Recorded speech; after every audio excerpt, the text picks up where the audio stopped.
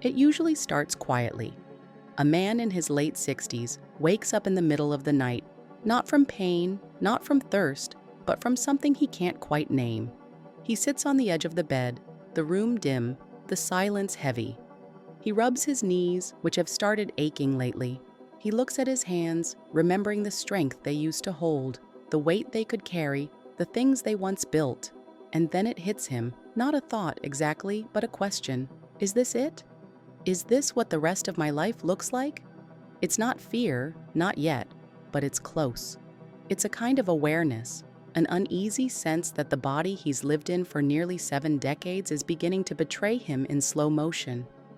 I've seen that look 100 times in my patients, and I've seen what happens when it's ignored. Most people assume that after 70, the body simply starts to give out, and that living past 82 is a matter of luck or genetics. But that's not the whole story. In fact, it's rarely the story at all. More often, it's something else entirely. Years of quiet neglect, subtle missteps, and an outdated understanding of what aging really is. I'm not here to sell you false hope. I'm here to tell you the truth. Because if you're over 55 and you've noticed that you're not bouncing back like you used to, that you're more tired, more forgetful, more distant from your own vitality, you need to know this. Tom was 68 when he came to see me. Retired mechanic, grew up fixing cars with his dad, played football in high school, married young, raised 3 kids, worked hard, saved well, and had been looking forward to retirement. He expected to spend his time fishing, traveling, maybe volunteering at the local school, but by the time he sat across from me in my office, all of that had faded into the background. What he talked about instead were his legs, how heavy they felt when he climbed stairs, how he couldn't seem to finish a sentence without losing track of what he was saying, how he felt flat, emotionally, numb, like someone had turned the volume down on his life. He blamed it on age. "I guess this is just how it goes," he said, managing a weak smile. But as we spoke, I knew he was scared. Tom's story isn't rare. It's heartbreakingly common. Most of the men and women I see in their late 60s or 70s don't come in because of a sudden crisis. They come in because they've noticed a gradual drift, a slow unraveling of things they used to take for granted: balance, memory, energy, desire. They try to brush it off. They say they're just getting older. But here's the thing. Getting older isn't the problem. The real problem is that no one ever taught them how to care for a body after 60. We teach people how to diet in their 30s, how to exercise in their 40s, how to manage stress in their 50s. But then what? What do we teach people about staying alive, not just medically, but vibrantly, after 70? The truth is, most people don't die at 82 from one big thing. They die from 1,000 little things that add up, silently, over time. What starts as just a little fatigue turns into muscle loss, then balance issues, then a fall, then hospitalization, then complications, and before anyone realizes it, the lights begin to dim, but it doesn't have to be that way. When you understand the mechanisms that drive aging, really understand them, you start to see that many of the so-called inevitable signs of aging are anything but. Let me explain. One of the most overlooked drivers of early decline is poor circulation, specifically poor microcirculation. That's the flow of blood through your tiniest blood vessels, the capillaries that feed your organs, your nerves, your skin, your brain. Over time, as we become more sedentary, more inflamed, more disconnected from physical movement, those vessels begin to constrict. Blood doesn't move the way it should. Nutrients don't get delivered. Waste doesn't get cleared. And the result? Slower thinking, colder hands and feet, erectile issues, tiredness that sleep doesn't fix. It's like your body is trying to operate on a dimmer switch that keeps turning lower and lower, and circulation is just one piece. There's inflammation, the quiet arsonist behind everything from heart disease to dementia. Most people think of inflammation as something you can feel, like swollen joints or a sore throat. But the kind I'm talking about is stealthy. It doesn't hurt, it just slowly erodes. It dulls your mind, stiffens your arteries, burdens your immune system. It's the smoke you don't see until the fire is already halfway through the house. Then there's hormonal decline, especially in men. Testosterone begins to drop steadily after 30, but the real tipping point comes closer to 60. And it's not just about libido. Low testosterone affects muscle mass, bone density, mood, motivation, even memory. The tragedy is that most men don't even realize what's happening. They just feel off. They lose their spark. They start saying no to things they used to love. Their worlds get smaller. But it's not because they become less capable. It's because their bodies have been signaling for help, and no one taught them how to listen. Imagine, for a moment, that your body is a garden. In your 30s and 40s, that garden is lush. Even if you neglect it a bit, the soil is rich enough to recover. But by your 60s, the soil starts to dry out. The weeds grow faster than the vegetables. The rain doesn't reach the roots like it used to. If you don't actively care for it, if you don't prune, water, fertilize, it won't just stay the same. It will fade, and that's the mistake most people make. They think that because their health isn't in crisis, they're fine. But after 60, doing nothing is its own form of damage. What makes this even harder is that many of the most dangerous contributors to early aging don't look dangerous at all. They look like normal aging, like watching more TV than you used to because your knees hurt, or going to bed earlier because you feel exhausted, even if you haven't done much, or avoiding intimacy because your confidence has quietly slipped away. It's subtle, it's gradual, but it chips away at you. You start to shrink your life to match your energy. You stop doing what you love because it takes too much out of you. And before you know it, your world is 2 rooms and a routine. Sometimes it's not even physical things. It's emotional isolation. It's the loneliness that comes from retirement, from loss, from feeling invisible in a culture obsessed with youth. I had a patient once, a man named George, who told me he didn't mind getting older. He just didn't like feeling irrelevant. He missed being needed. He missed being touched. And over time, that emotional drought began to mirror itself in his body. His appetite dwindled. His sleep got worse. He lost weight. His doctor prescribed antidepressants, but what George really needed was connection. The medical system is good at managing disease, but terrible at nurturing vitality. We hand out pills for blood pressure and cholesterol, but we don't ask about movement, sunlight, laughter, or purpose. We treat symptoms as if they're separate, when in fact they're deeply intertwined. I can't tell you how many men I've seen who were put on ED medications without anyone ever checking their cardiovascular health. As if the problem was isolated, as if the body doesn't speak in systems. And yet, when we start to address the body as a whole, when we work with its rhythms instead of against them, the changes are extraordinary. I've seen men in their 70s reverse their type 2 diabetes with nothing but food, movement, and mindset. I've seen couples reconnect physically and emotionally after years of distance, just by improving circulation and reducing inflammation. I've seen foggy brains sharpen, tired legs strengthen, hopelessness lift. Not because we found a miracle drug, but because we restored what was always there, the body's natural capacity to heal. This doesn't require perfection. You don't need to become a fitness guru or eat kale 3 times a day. It starts with awareness, with tuning in, with asking yourself, what have I stopped paying attention to? It might be your breath, your posture, your digestion, your morning routine. These things matter. They are not small. They are the daily instructions your body uses to decide whether to thrive or to slowly decline. Think about this. When was the last time you took a deep, full breath, not a sigh, not a yawn, but a conscious breath that expanded your ribs, lifted your chest, and filled your lungs with intention? Most people go days without one. And yet, breath is how we generate energy, how we regulate our nervous system, how we circulate oxygen to our brain. 1 minute of deep breathing before a meal can improve your digestion. A 10-minute walk in the morning can recalibrate your metabolism. A warm foot soak before bed can lower cortisol and improve your sleep. These aren't hacks. They're signals. They tell your body, I'm paying attention. I'm here. And that's where real change begins. Not with fear, not with pressure, but with presence. With small, loving acts of attention. When you start to show up for your body again, something shifts. Your body starts showing up for you. Muscles respond. Energy returns. Sleep deepens. And maybe, just maybe, you start to feel like yourself again. Not your younger self, but your truer self. The one that was always there, waiting. But before we talk about what to do, the steps, the tools, the daily practices, we need to finish understanding what's been quietly stealing your vitality in the first place.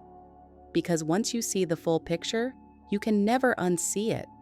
You start to notice the choices that matter. You begin to reclaim the chapters you thought were already written, and you realize that 82 isn't a wall, it's a doorway. The question is whether you'll walk through it fully alive. Let's talk about that right after this. If you've made it this far, then I know something important about you. You're not just watching to pass time. You're not here out of casual curiosity. You're still here because something deep inside you is paying attention, maybe for the first time in a long time. That part of you that still wants to feel strong again, clear again, vital, and maybe even deeply alive. That part of you that still believes your story isn't over, not by a long shot. So let's talk about what can be done, not dramatic overhauls, not gimmicks or silver bullets. I'm talking about the kinds of small, consistent shifts that have the power to completely redirect the path you're on. Most of the men I work with are surprised to learn that it doesn't take extreme diets or punishing workouts to feel better. What it takes is a return to rhythm, a reconnection to the natural patterns the body was designed to follow. Start with the morning. That first hour after you wake up is the most powerful window you have to reset your hormones and your brain chemistry. Yet most people waste it. They roll out of bed and go straight to their phone, or they make coffee before they've even had a sip of water. But your body is trying to reorient itself after sleep. It's looking for signals to know what kind of day it's about to have. So what if, just for a week, you stepped outside for 2 minutes of sunlight before anything else? No sunglasses, no distractions, just you and the morning light. That sunlight hits your retina and tells your brain, it's time to wake up. It's time to make energy. It's time to live. Over time, it improves your sleep, your metabolism, your mood. It's free. It's simple, and almost no one does it. Next, your muscles. You don't need to become a bodybuilder, but you do need to challenge your muscles if you want to keep your independence. Muscle isn't just about strength. It's a reservoir for energy. It helps regulate blood sugar. It keeps your joints stable. And most importantly, it sends signals to your brain that you are still engaged with life. You are still pushing forward, and yet many men let it fade. They stop lifting. They stop stretching. They say, "My knees hurt, so I can't exercise," not realizing that it's the lack of movement that made the pain worse. You don't need a gym membership. You need gravity, a wall, a chair, your own body weight. If you can do a simple push-up against a kitchen counter, you can rebuild strength. If you can stand from a chair without using your hands, you can rebuild your foundation. If you can carry 2 grocery bags across a parking lot without stopping, you are training functional strength. And if you can't do those things yet, you can get there. I've seen men who couldn't walk a block regain their stride. I've seen shoulders unfreeze. I've seen backs straighten. The body is incredibly responsive when it is reminded that it matters. Food is next, but not in the way most people think. I'm not going to tell you to count calories or avoid carbs at all costs. What matters more is quality and timing. The body's sensitivity to processed foods increases as we age. What you could get away with at 40 begins to chip away at your vitality by 65.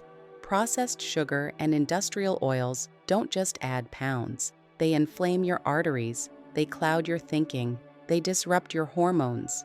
And yet, people still eat them every day, not out of laziness, but out of habit, and because they've never been shown a better path. A powerful place to begin is simply with this: at least 1 meal a day, Build a plate with real protein, leafy greens or colorful vegetables, and a source of healthy fat like olive oil, avocado, or nuts. Eat it slowly, breathe while you eat, chew fully, give your body the dignity of digestion. When you do this, something shifts. You're not just feeding hunger, you're nourishing resilience. You're telling your body, you are not in crisis. You are safe. You are cared for. I often ask my patients to perform a small ritual before eating. Place your hand on your chest, close your eyes, and take 3 deep breaths. That's it.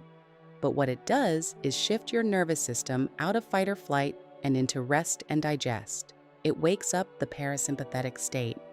And the ripple effect of that small pause is profound. Better digestion, reduced inflammation, calmer mood. You don't need more pills. You need more presence. The same goes for sleep. Not just getting enough hours, but allowing the body to wind down in a way that honors its need for restoration. So many men stay up watching the news, scrolling on their phones, numbing out from a day that felt uninspired. And then they wonder why they wake up feeling like they've been hit by a truck. The mind never got a chance to slow down. The body never entered true recovery. But this can change. Easily. Dim the lights after dinner. Shut off screens 30 minutes before bed. Stretch your legs. Soak your feet in warm water with a bit of Epsom salt or magnesium. Breathe. Let the day fall off of you. Make sleep a ritual, not a chore. The way you treat your body at night determines the kind of man you become the next morning. And let's not forget the emotional body. That part of you that aches not because of arthritis, but because of disconnection. Too many men suffer in silence, not just from pain, but from a quiet sense of loss. They miss being touched. They miss being told they matter. They miss having a role to play. The world tells them to slow down, to retire, to step back. But the human spirit doesn't retire. It needs purpose. It needs meaning. It needs intimacy. Not just physical intimacy, but emotional presence. Someone who looks them in the eye and says, I see you. I value you. I want you here. That's not a luxury. That's medicine. Touch lowers blood pressure. Connection reduces inflammation. Laughter, real laughter, boosts immunity. We are not machines. We are relational beings. And when we isolate, even subtly, the body follows. So call an old friend. Hug your partner longer than usual. Volunteer, mentor, teach. Don't wait for the world to come to you. Reach out. You still have wisdom. You still have warmth. Don't let it go unused. All of this, movement, food, rest, connection, none of it is new. It's ancient, but it's been buried under noise and distraction, under the myth that aging is a straight line downward. It isn't. In fact, I've seen men in their 70s become more alive than they ever were at 40, not because they reversed time, but because they finally aligned with it. They stopped resisting the truth of their bodies and started working with it. One of my patients, David, 74, told me something I'll never forget. He said, I thought my life peaked at 50, but now I feel like I'm just starting to live it with both eyes open. What changed for him wasn't his age, it was his attention. He stopped numbing, he started noticing, and his body responded, not overnight, but steadily, faithfully. That's the real miracle. Not youth, but vitality. And vitality doesn't belong to the young. It belongs to the aware, the ones who are willing to listen, to care, to shift, to show up again and again with the belief that life still wants them here. So here's what I'll leave you with. If you're still watching this, it means you care. It means something in you recognizes the truth in what we've talked about today. And maybe, like so many others, you've been waiting for permission, not just to survive, but to live with intention. This is that permission.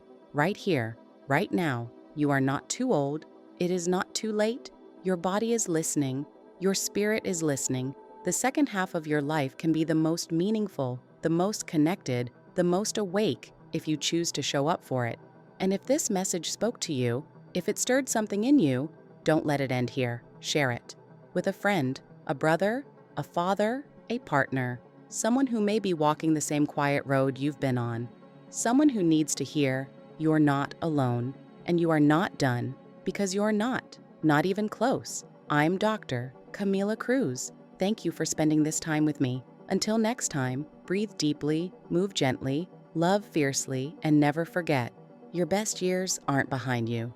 They're the ones you choose to claim right now.